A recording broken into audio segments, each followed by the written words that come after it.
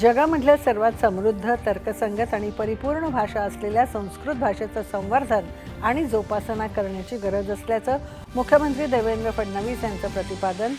विशिष्ट समुदायासमोर संतुलन साधणारं सरकार अशी प्रतिमा निर्माण करण्यासाठी काँग्रेस सरकारने हिंदू दहशतवाद, भगवा दहशतवाद असे शब्दप्रयोग तयार केल्याची मुख्यमंत्र्यांची टीका.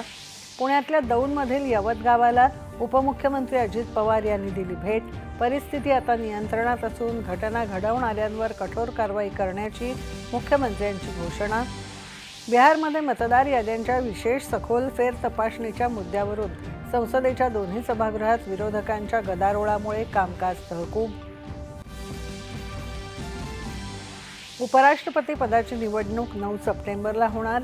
7 ऑगस्टला अधिसूचना होणार जारी. 21 ऑगस्टला नामांकन भरण्याचा अखेरचा दिवस. भारत रशिया दरम्यान काळाच्या कसोटीवर उतरलेली स्थिर भागीदारी. विविध देशांबरोबरचे द्विपक्षीय संबंध तिसऱ्या देशाच्या दृष्टिकोनातून पाहिले जाऊ नयेत, परराष्ट्र मंत्रालयाने केलं स्पष्ट. आजपासून आर्थिक व्यवहारांच्या नियमात विविध बदल होणार. UPI EMI पासून LPG अनुदानासंदर्भात महत्त्वाचे बदल. सर्व्हरवरचा ताण कमी करण्याचा प्रयत्न.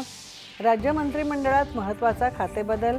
दत्तात्रय भरणे यांच्याकडे कृषी मंत्रालयाचा पदभार तर माणिकराव कोकाटे यांच्याकडे क्रीडा आणि युवक कल्याण मंत्रालयाची जबाबदारी. 71व्या राष्ट्रीय चित्रपट पुरस्कारांची नवी दिल्लीत घोषणा.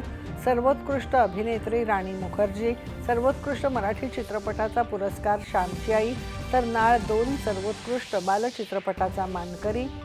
लोकमान्य टिळक, पुण्यतिथी आणि लोकशाहीर अण्णाभाऊ साठे यांच्या जयंतीनिमित्त राज्यभरात विविध मान्यवरांकडून अभिवादन. आणि भारत आणि इंग्लंड विरुद्धच्या कसोटी क्रिकेट मालिकेतल्या 5व्या आणि अंतिम सामन्यात भारताच्या पहिल्या डावात 224 धावा.